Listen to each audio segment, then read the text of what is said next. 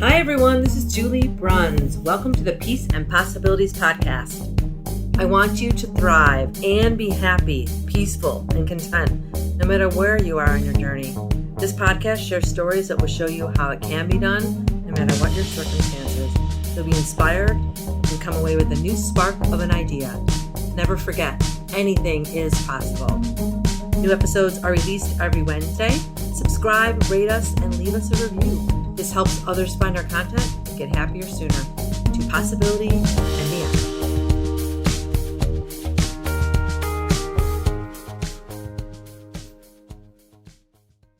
All right. So welcome to this episode of the Peace and Possibilities podcast, everyone.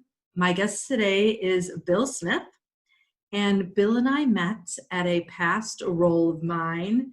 Let me just tell you what I thought of Bill when I first met him. So I was introduced to him, I think probably just walking down the hall maybe, or maybe you came up to my desk, I can't remember. But I remember thinking, this is a positive guy. This is a guy who likes his life. And this is the guy who makes an effort to be happy. That's one of the first couple of things I remember thinking about you. I don't think I told you that, Bill. Oh, okay. Thank you. Yeah. So that's why you're here today, to talk about how you got that way. Because I remember thinking about you like, I wish everyone on our team was like this, or everyone at our office was like this. And it's a rarity to be around positive people all the time. But it's one thing I strive to do all the time is, the more people you can be around like that, the better you are in your life and all of that. And so, yeah, you made an impression on me, and I wanted to find out more about how you got that way and why you are that way. Oh my goodness. Yeah, we never talked about it. So that's why we're starting with that first question, which was, so I know that you're in sales. I don't know if you are in, what you do now is what you started out doing when you went, I think you were in the Marine Corps or something, if you want to refresh my memory. Yeah, how you ended up where you are now, and Sure. The life that you have now seems like one that you love, how you got there. Most definitely. Thank you, Julie, for allowing me this opportunity to participate on your podcast.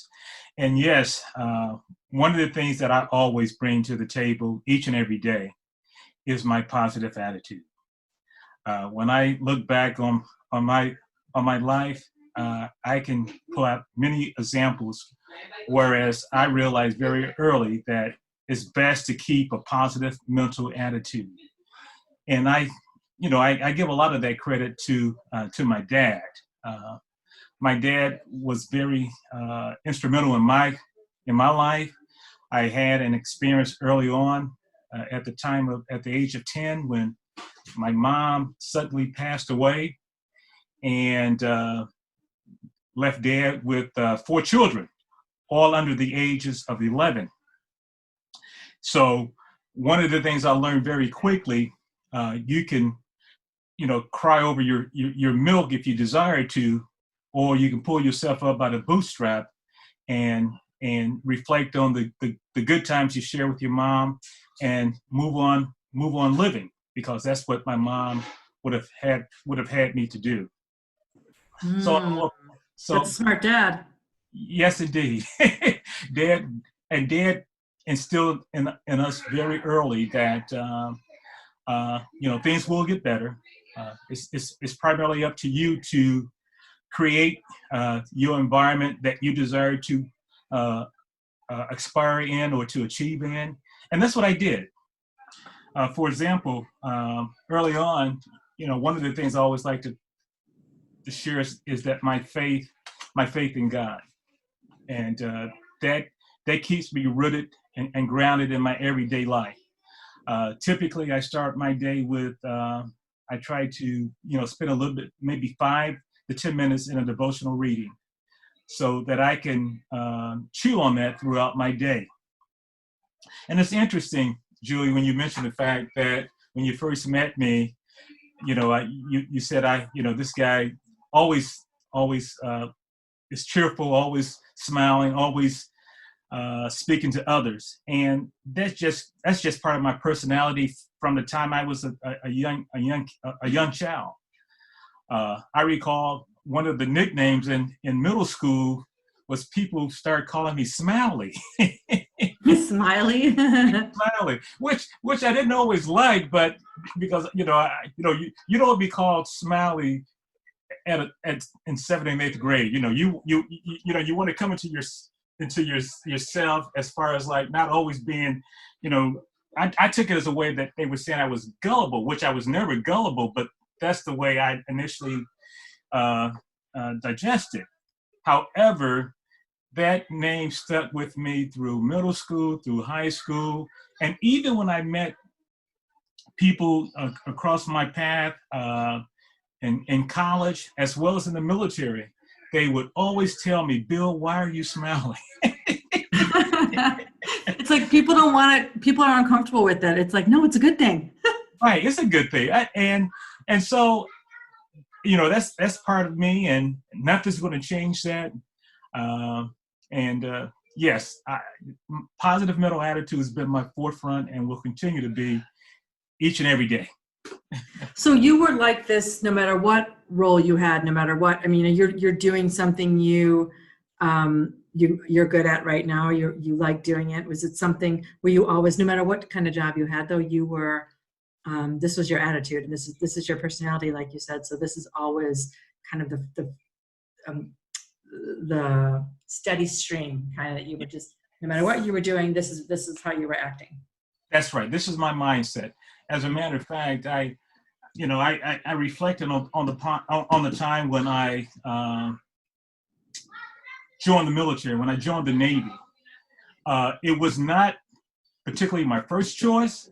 However, because I truly wanted to be an attorney. I wanted to go to law school.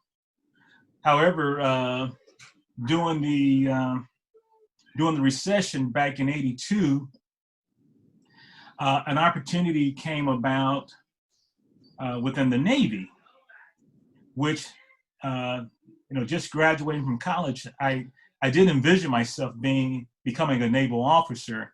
Mm-hmm. But after speaking with a recruiter, I learned about the opportunity as far as leadership, serving your country, as well as traveling around the globe, which really caused me to give it a consideration that I had never envisioned going through. Okay. And so I made that decision to join the military. Back in '82, and it was one of the best decisions I made, which allowed me to do exactly what I wanted to do, was travel the world, learn leadership skills and experiences, learn how to manage and help others achieve their goals and aspirations. And it's an experience that I would actually share with anyone to take a look at, even today, because it truly made me the person that I am today. Yeah, I've never talked to someone who got out of the military and was like, like it was okay. Usually it's the people that stay in it and do it. I always say that their life has changed. It's the best thing that happened to them. They learned so much. I mean, I've never talked to anyone who didn't say some of the things you're saying about it. Not that it wouldn't be hard, but of course, what we're doing is easy. Not much, anyways. Right. Yeah, that's awesome. I like that. I like that message. What do you think along the way? So you're in high school, you're in college, you go to the Navy, you get out, you start a career. Besides the positive attitude, what's made you successful along the way and kept you staying peaceful and happy? Besides, like you were saying, your daily practice and your positive attitude. What else is it? What else do you attribute all of that to? Well, also too, when I, just to piggyback on coming out of the military into a sales career, one of the things I knew right away is the fact that I didn't want to be locked into a career where it's boring, because in the military, every day was an adventure. And so literally I knew, and it was a challenge too. And so I knew that what really motivated me was a challenge. And I knew that sales and the ability to convey and speak well as to solve problems, the sales background, or I should say that the sales outlook fitted my personality. And I've had numerous, when I say numerous, I've had a handful of sales opportunities from software, from job board experience, from transportation and logistics, as well as engineering, that really made me a well-rounded individual in this sales career that I had chosen years ago.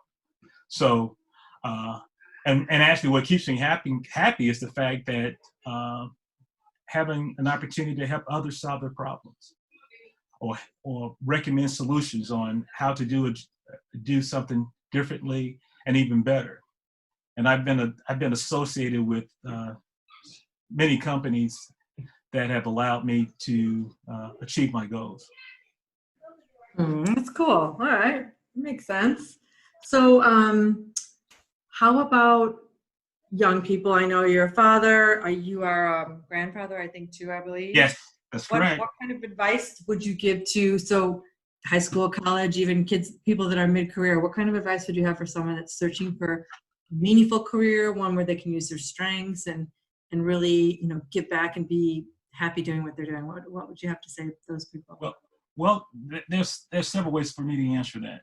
When I look at high schoolers today, or even for that matter, middle schoolers, look at a career that you can enjoy waking up to every day. Look for something that you can really put your love and your passion into. I mean, if it's theater, if it's legal, if it's as I'm sharing with my grandson earlier today, about coding and understanding computer science and math skills that can take him to the next level. Those are some of the things I would share with the middle school or high schoolers today, is to find your passion and go for it. Plan, prepare, be persistent in laying out a game plan that is doable, that you can achieve. And also look towards others who can be supportive to you in these areas too. Now, when it comes to, of course, college and those who are starting a new career, once again, look into yourself. Where do you want to be, 5 to 10 years right out of college? And then once again, the same rules apply. Set up a game plan. Take the necessary training and courses that would allow you to achieve your goal. And moments in life may be difficult sometimes. I mean, there may be obstacles that you didn't foresee. But believe me, if you want to achieve your goal, you'll find a way to get around that obstacle, or jump over that fence to become the person that you desire to be. Hey, so Okay. you were talking about the obstacles, and I love what you said about enjoying waking up, something you can enjoy waking up to every day, because like you said, if you have these obstacles and you're gonna get to those, everyone does. Right. What's going to take you over the edge to face those head on is the fact that you love what you're doing. I mean, there's always going to be boring days and work you don't want to do, but if you're not really loving it, those obstacles, you come up to them and you go, oh yeah, okay, I don't really want to do it that bad. And now you're not doing the thing you wanted to do. And that's because you didn't have really the passion for in the first place. Yeah, in the first place, exactly. So that's great advice. I love that. That's true. Yeah. So, what would you say to so I love also what you said about the 5 or 10 years, like where do you see yourself? So it's not, you're having a plan and be persistent, but I love actually looking at it instead of just like, what do you want to focus on that you're passionate about, but also in 5 or 10 years, where do you see yourself? And if you don't see yourself in a certain role or environment that you're picturing with that goal that you just said you had, or that job you want to go get, or that degree you think you want, put yourself into the future and say, what's it going to look like for me? And if it's not appealing to you, that's a big red flag. That's something that maybe you need to rethink it. So I like that. I'm sure that you've told your kids that. That's great advice. Oh, most definitely. Most definitely. So think about what you learned over your life and your career and all your experiences traveling and school and all of that. What would you say, is there anything you wish you had learned a little bit earlier in your life or your career that you'd love to share? Well, it's interesting when you ask me that question. If there was one thing I wish I would have taken more serious thought about was computer science. Back when I was in college, computer science was Fortran, COBOL. You had to use those cards.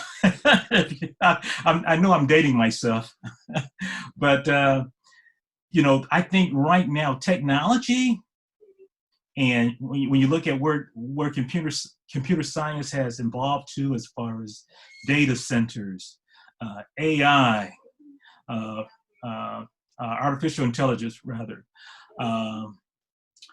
it's just mind-boggling where those opportunities are leading us as a country, as a world, to make our lives easier, maybe a little bit more autonomous than what we would actually like, but machines are taking over our jobs, unfortunately. But at the same time, they're opening up new opportunities for individuals who have a love and passion for understanding this new technology. So if I had an opportunity to go back, I would say I would be more proficient, or probably been a software or a little bit more of a techie type person. It's funny, like no one could have seen. I'm sure there's people that probably said that even to me, back in the day. It was called information technology or computer science, and now there's all these degrees around those things. Yeah, it's like a mainframe, these massive computers. There'd be one computer. Oh my goodness! In this huge room, yeah, and that huge was it. Room. Like, who would have thought? I'm sure there are people that did think about this, but when you were studying, you thought, all right, that's just like you said, it's techie. It's like, okay, it's kind of yes, it's like futuristic. Like this isn't really going to be anything big. And it's funny, Julie, because like I said, I had taken several courses, Fortran, Cobalt, and COBOL, and it was tough. Yeah. But I passed those introductory courses, and I said, this is not something I really wanted to do. But fast forward, oh my goodness, it's the wave of the future. So it is, and it looks so much easier now than it did when we were in school. Like you said, the way they had to teach it, and just because how the technology was back then, it was wrapping your mind around it. That's why I really admire those people that were doing it early on, because it really wasn't digitized. It wasn't as simple. Not as it's simple now, but everything that you have your hands on now is just so much more user friendly. So it's interesting, obviously, and there's just more of that to come, right? That's true. That's true. That's the reason why. That's one of the reasons why my grandson and I have had this in-depth discussion about coding and learning the art, because he enjoys playing on his Game Gear, etc. On his it just escaped me that the Xbox, or thank you, the Xbox. Oh my goodness, I have two of them upstairs, but yes, on the Xbox. And I told him, I said, you should take a moment and try to learn a little bit about what goes into creating your own game. Yeah.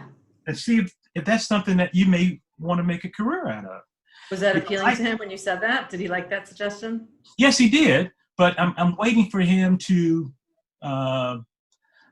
really show that desire to do so. Because as a matter of fact, I had made a call actually this morning to a young lady that I know has a network of schools and training, or I should say job opportunities for children in the Chicagoland area who are interested in coding. And she told me she's going to be connected with an individual, whereas hopefully I can get I can obtain a seat for my grandson for a class that starts this coming Monday. That's awesome. So that's my goal. That's my hope, because at the same time, he's a bright kid, but he's trying to find himself, what he wants to do the next, 6 years of his life. He's going to be, I take that back, the next 7 years. He's going to be a sophomore in high school. And I told him, I said, the next 2 to 3 years is going to be very definitive for you in determining, what college you may enroll in, and what type of training curriculum that you qualify for, and where you see yourself. So it's very important, once again, that planning, preparing, and being persistent will pay dividends to him or to anyone that put forth that effort. For sure. So do you have any final closing thoughts, or anything you'd like to share about your journey to being happy and peaceful and loving what you're doing, or any big life lessons you want to close with? Yeah.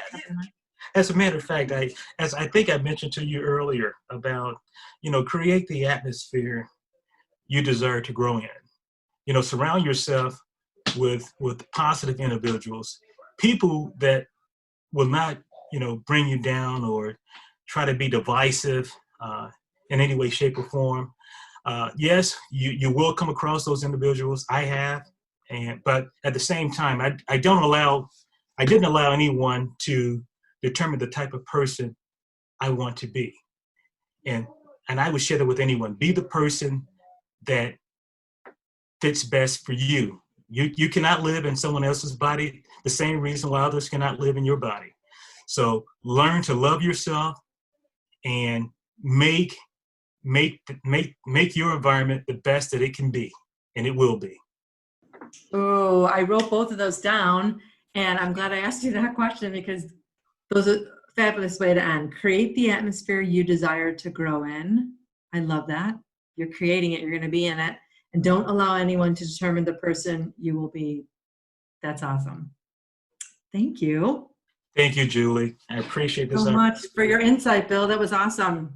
Thank you. I'm glad you invited me, and as always, I wish we'd had more discussions while we're in the office, but you know how that goes. Yeah, that's all right. That's all right.